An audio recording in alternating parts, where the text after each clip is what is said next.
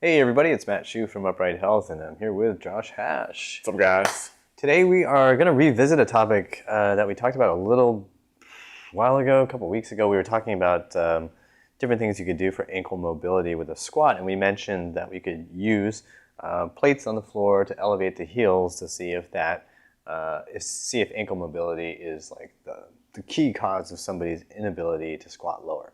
So just a quick recap. So let's just pretend Josh is a client and he comes in and he wants a squat, and we have him do the squat, and what we find is he can't get very deep. He just sort of like stops, and there's just no way he can go any farther.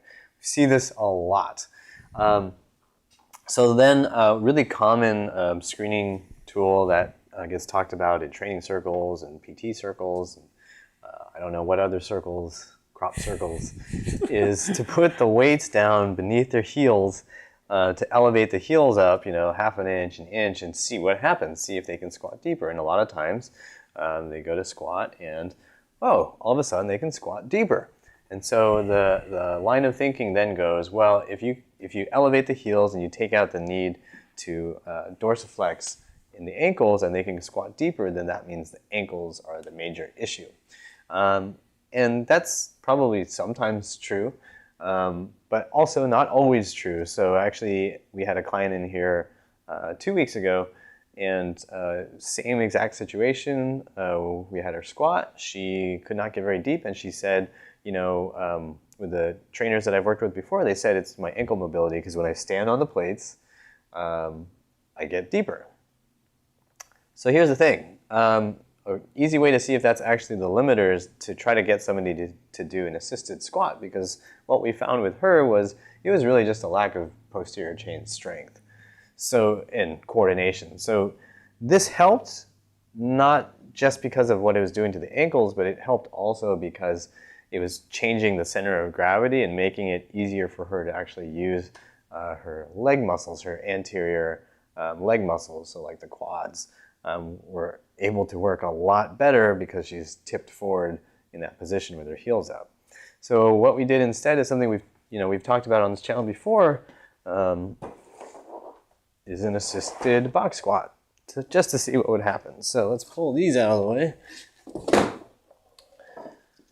And gave her some straps here to hang on to, and then coached proper squatting. So basically making sure the butt would go back and down, and then making sure she had the hip mobility to maintain the heels on the floor. So when she first did this, go ahead and come on back up. When she first did this, she was shifting. Josh actually didn't see this, so how do you think she was shifting her knees when she was trying to squat? Right, so she'd shift the knees way, way, way forward, and at some point, a lot of times you hit a point where the muscles around the knee, those quads, won't allow you to go any further. So she had to shift her butt back, reach back a little bit, and then get into that squat, and then use her butt muscles to come up. The first couple times were really, really, really shaky, really, really tough. Felt like she's going to fall, possibly die, because she's using muscles that she's never used before. But over time, and by time I mean a couple sets, she started to be able to feel the right muscles kicking in, and then learn how to do that motion using the assistance from the straps. So once she did that, the next week we got to revisit, and she was able to do it a little bit better, and we did no ankle stretching. So from a practical perspective, what that means is if you want to really tease out whether or not it's the ankles, you need to actually try to do some things without even touching the ankles, right? So for her, we just had her learn to squat better, use some assistance, kick in the right muscles, and then see what happens. Since that's been improving, it shows, from a very practical test that it's not really her ankles, right? That just changed her center of gravity. If we can change what muscles she's using, she can actually develop the ability to squat way better. And so now she is able to squat properly after 2 or 3 weeks at this point, just by practicing the right motion. And that's after years of believing that the ankle mobility was the biggest problem.